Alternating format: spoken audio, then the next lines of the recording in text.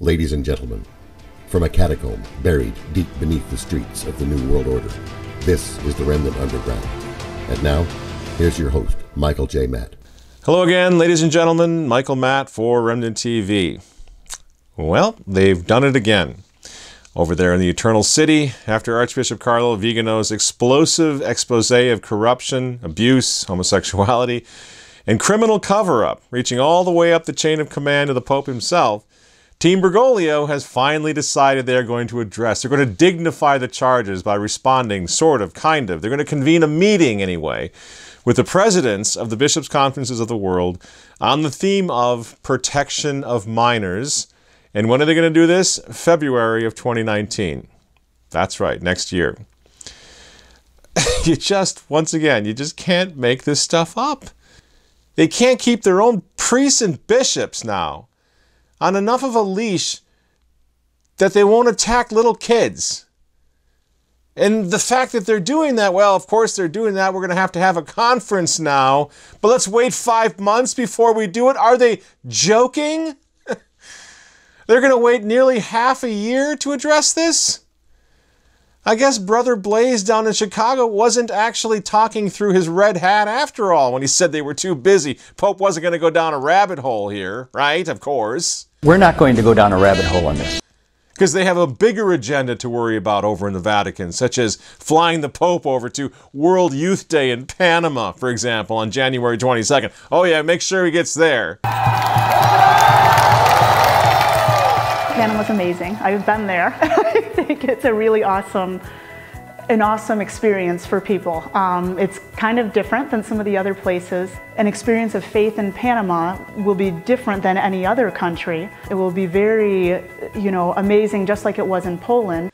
Maybe Father Jimmy Martin will be addressing the kids, right? We don't want the Pope to miss Panama World Youth Day.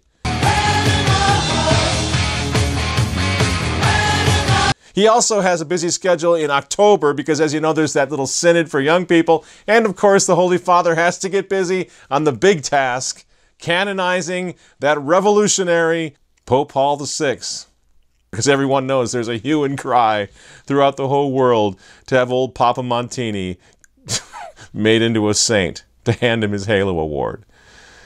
That's the important stuff. And in between all of that, of course, the Pope has to talk about environment and immigration, as Blaise Supich told us. He has to talk about it.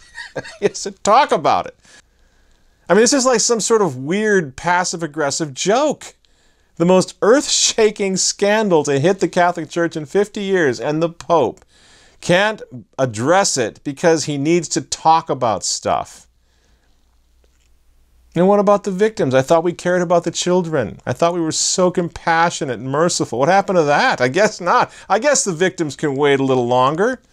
Besides that, it's not as if the Holy Father is going to actually address the root cause of any of this. He's not going to talk about homosexuality, of course, rampant in the clergy, rampant in the hierarchy. He's not going to talk about that. He's not going to talk about the alleged cover-up that everyone else is talking about. They're going to put on a big show, a big group hug. Maybe get some papal tears to flow, lots and lots of hugging, and then he'll apologize for other people's sins in the church in the past. And that'll be the end of that. And hopefully in the meantime, everyone will just forget about that other little thing. Catholic cardinals, advisors to the Holy Father, diddling little kids. Because you know what? They couldn't be this stupid. They're going to wait 5 months to address it. I mean, the Vatican is sitting on its hands under a cloud of suspicion and accusations of child molestation and papal cover-up, and they're going to wait 5 months to address it. My goodness! Why are any of us putting up with this as Catholics? They don't care about kids. They can't even pretend to care. We're going to wait 5 months and then we'll get right on this. They don't care. They're only interested in protecting their own power and corruption. And if that's not true, then schedule this conference, Holy Father, Greg Burke, schedule it next week. Address this problem before you lose the rest of the church, before you lose the few folks that are still bothering to go to Mass and drop pennies into the plate, which I hope nobody in this audience, by the way, will do ever again. Don't give a single penny to the Catholic Church until this is addressed and taken seriously by these clowns. No, the only defense left for these friends of Francis, the big backers of Francis, the only thing they can come up with is, yeah, but we love the Pope and you don't, you're a hater. Oh my gosh, can we please come out of kindergarten? What difference does it make? You love the Pope, fantastic. Show me the dogma that says you must love the Pope in peril of your soul. What is this? What are you talking about? You love the Pope.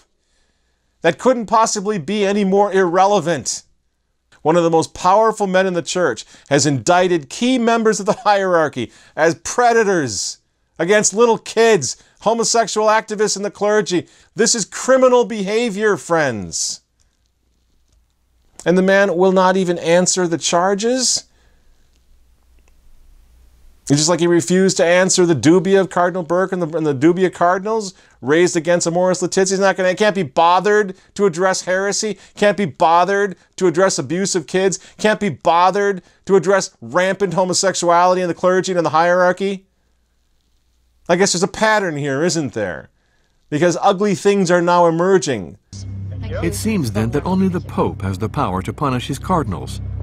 So why doesn't he take stronger action? Maybe because he too faced accusations in his homeland of Argentina long before his election. Habemus Papa. When he was Archbishop of Buenos Aires, he apparently tried to have a pedophile priest acquitted.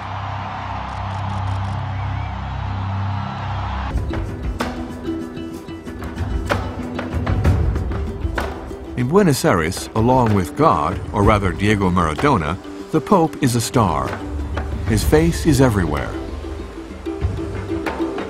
And yet, some refuse to share in this iconographic cult. In the city center, we have arranged to meet a group of victims. They were abused by priests in the Archdiocese of Buenos Aires.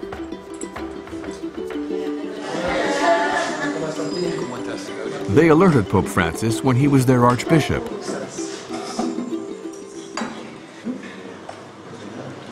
El caso de los sacerdotes pedófilos. Dice que esto nunca pasa en mi diócesis. Nunca que él quiera admitir. Es una mentira. ¿Quién intentó a contactar a Bergoglio? ¿Quién intentó? Sí. Yo intenté. Todos. Yo también. Todos, sí. ¿Todos? Sí, sí. ¿Y quién tuvo una respuesta? Nunca. Nadie.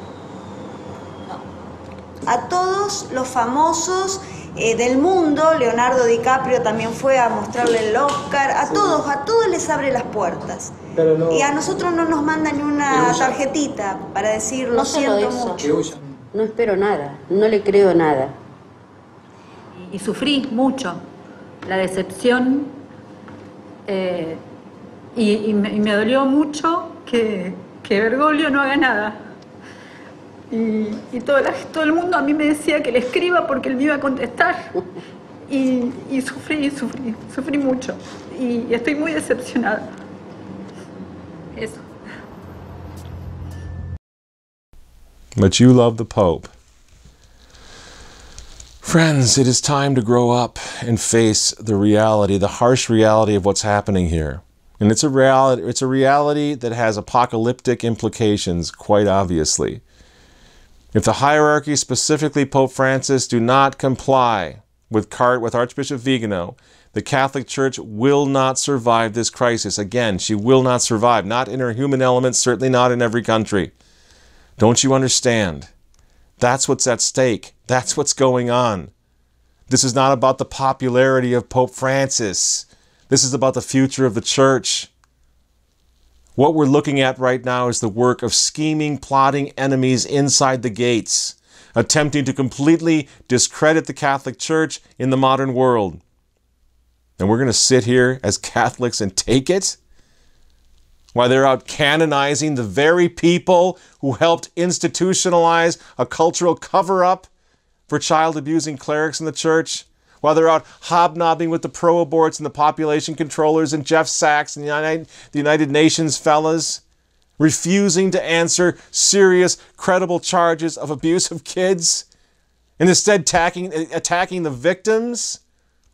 Heck, Pope Francis now, if I'm understanding this poor befuddled old man correctly, he apparently During a sermon at Casa San Marte, he apparently suggested that the devil, who he calls the great accuser, has been let loose and that he's got it in for these bishops, seeking to reveal their sins so he can scandalize us. Isn't that terrible? Welcome back. One final point before we go tonight. Pope Francis finally broke his silence on the sex abuse scandal and cover-up in the Catholic Church. And I'm almost speechless at what he said. Let me read it to you. The Pope said, and this was during Mass this morning, he said, "In these times, it seems like the great accuser has been unchained and is attacking bishops. True, we are all sinners, we bishops. He tries to uncover the sins so they are visible in order to scandalize the people. The great accuser, as he himself says to God in the first chapter of the book of Job, roams the earth looking for someone to accuse. A bishop's strength against the great accuser is prayer, that of Jesus and his own, and the humility of being chosen and remaining close to the people of God, etc., etc. So we, the Catholic people, who care about sexually abused children and the evil men who covered up that abuse, to the Pope that makes us Satan? No, I think you have that backwards. The men who abused and covered up that abuse, they are doing the works of Satan." Dear God, who's advising this man? What kind of demon is suggesting that the Holy Father should behave this way? This is just too much. The enemy obviously has gotten over the wall for 500 years. He's been hell-bent on getting over that wall, on destroying the papacy, the Mass, the priesthood. Well, here we are. This is Luther's revenge, the triumph of Freemasonry, and the abomination of desolation, all rolled up in one. Welcome to the party. And how did this happen, friends? If we're going to have any clue on what to do next, what to do tomorrow, as soldiers of Christ, if we're going to have any clue what to do, we need to understand how we got to this point in the church. We need to look back. We need to go back 50 years. And listen to what the pioneer traditional Catholics were saying, what they were saying, what they were shouting from the housetops, that if these modernists were not stopped, evil would manifest itself in the holy place, in the sanctuary, in the Vatican itself. But nobody listened. And a lot of these old traditionalists went to their deathbed being mocked by the church, being mocked by the neo-Catholics as paranoid conspiracy theorists. Well, look around. Because maybe they had a point. And they were not concerned merely with their liturgical preferences, with Latin, with pretty vestments and smells and bells. That's not what traditionalism was all about. As long as we get our Mass, you can have yours. As long as you give us the Mass, we'll swallow the council, as Abba Dinant said. No, that is not. They decried that attitude. They condemned it, these traditionalists. It wasn't, in fact, first and foremost, their movement was not about what they were for, it was what they were against, what they feared with holy fear. And that was a watered-down theology, a Protestantized liturgy, smashed altars, busted up statues, the constant tinkering with the old rites and the formulas and the prayers that for 1,000 years had been the bane of evil in this world, the bane of the demons. Because that's what the church is all about. It's not the church of accompaniment. It's not here to make us feel good. The church was here to protect us from evil, to help us not be led into temptation, to lose our souls. That was her point and purpose. That's what the fortress was all about. The fortress against the world, the flesh, and the devil. The very same fortress that the neo-Catholics mock. We got to get rid of that fortress mentality. Vatican II did away with it. It sure did. And that's the problem. You see what I'm getting at? Friends, when you look at your children tonight, and you tuck them into bed, think about what their tomorrow's going to look like if this is allowed to go on. What we're looking at right now is the culmination of all that is the triumph of evil inside the Holy Church. Changes made down over the past 5 decades, changes inside the Catholic Church that have left the Church vulnerable to attack. Remember when John the 23rd threw open the window to the world? He opened the window so that evil could come in. Whether he intended that or not, that's what happened. Evil came in. The fort was compromised by those who should have known better, by those who should have defended her, as John Fisher said. And now we're facing a world without the exorcism, without the priest, without the sacrifice, without the rituals and the prayers and the ancient Catholic Mass, without the ancient sacraments. Everything has been changed, right? Including the sacraments, including the Mass. All those things which were literally fulfilled with exorcisms, protected in the sacred language of Latin, also the terror of demons. All of it's been changed. All of it's been thrown aside. And these things were literally the terror of demons down through the ages. The weapons of spiritual warfare given to us by Christ himself, given to us by Holy Mother the Church.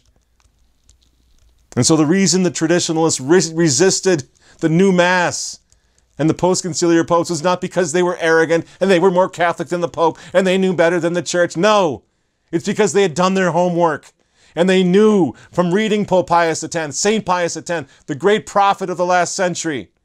They recognized it as a ceasefire against evil, as hoisting the white flag in the battle against the demons, as a seditious attempt to subvert, undermine, and destroy history's most powerful exorcist, the Holy Catholic Church.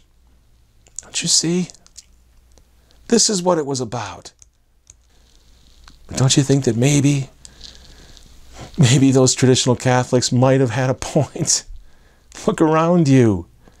Millions of human sacrifices of little babies every year. Marriage destroyed, family life destroyed, violence in the streets, chaos, apostasy, civil unrest everywhere.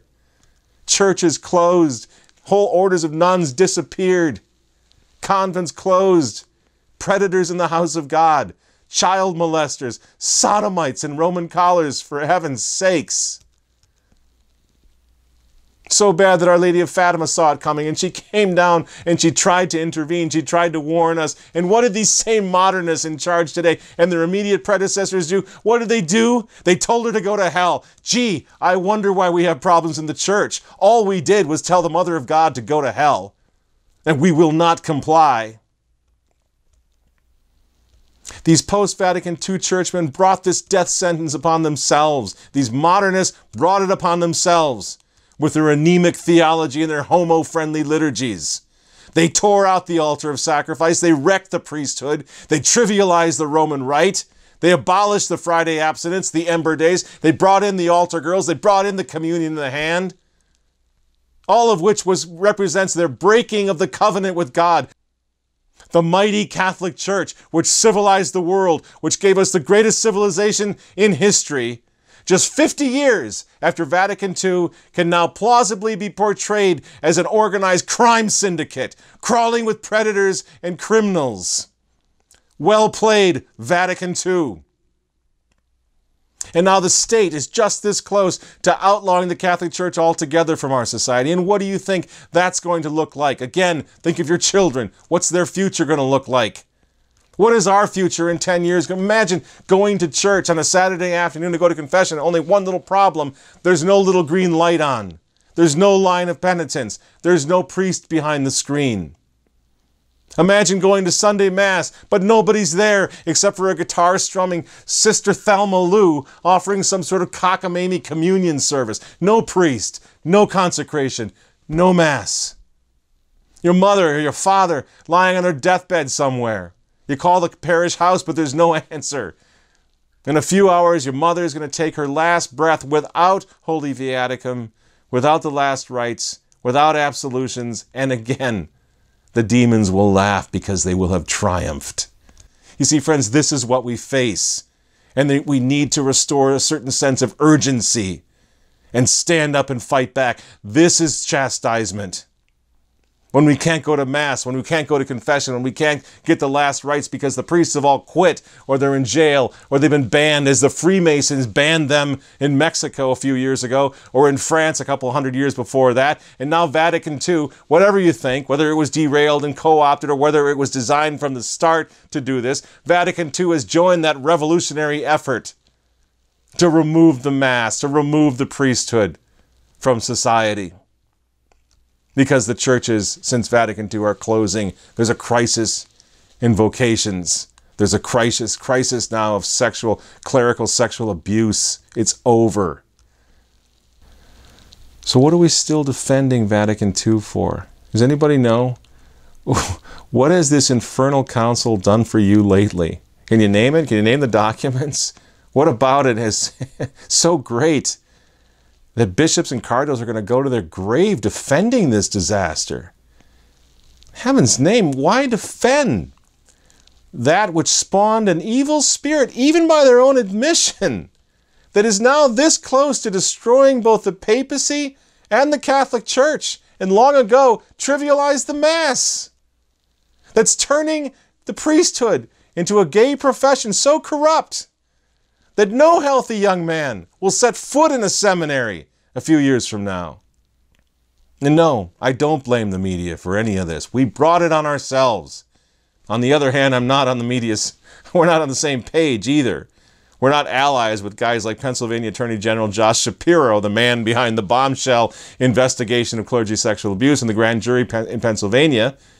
Who's not, when he's not running around, suing the Donald Trump administration, he's going after the Catholic Church. He's also a huge backer of the LGBTQRS agenda. Check him out.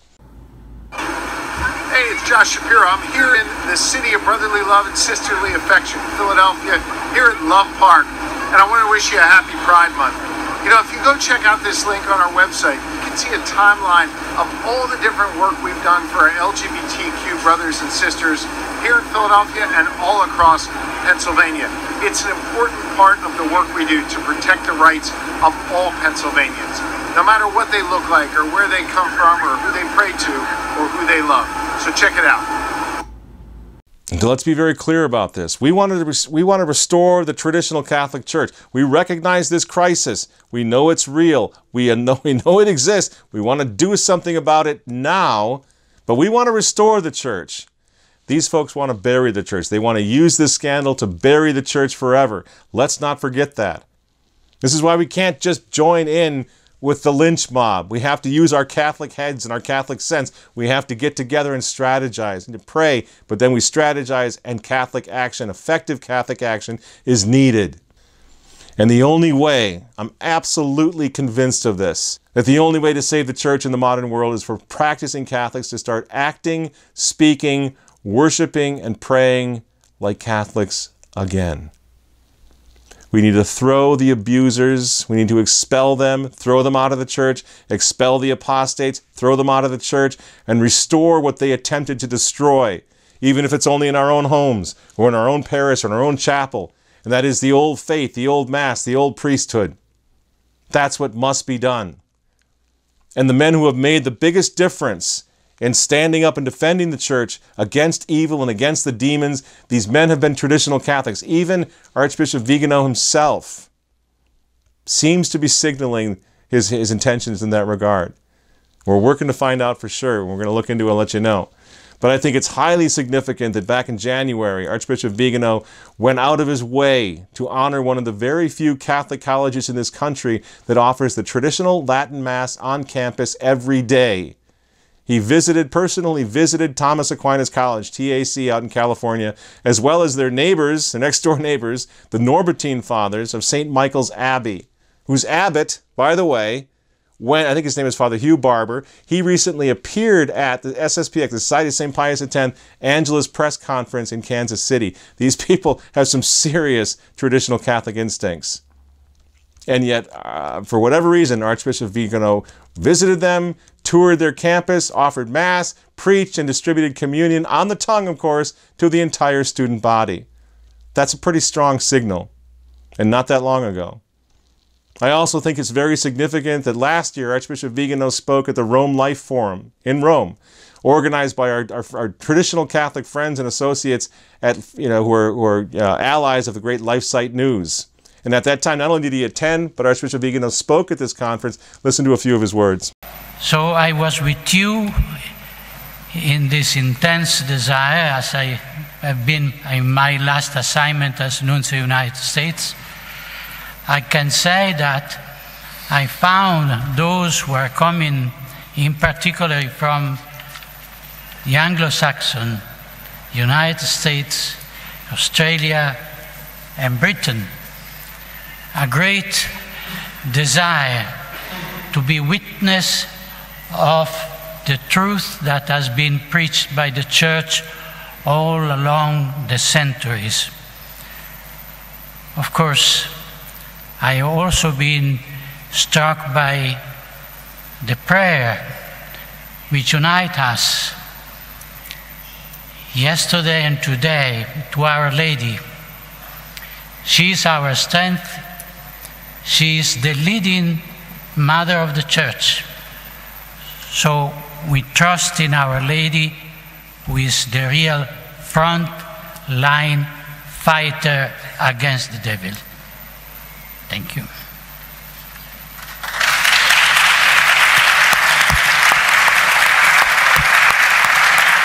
That sounds pretty good to me.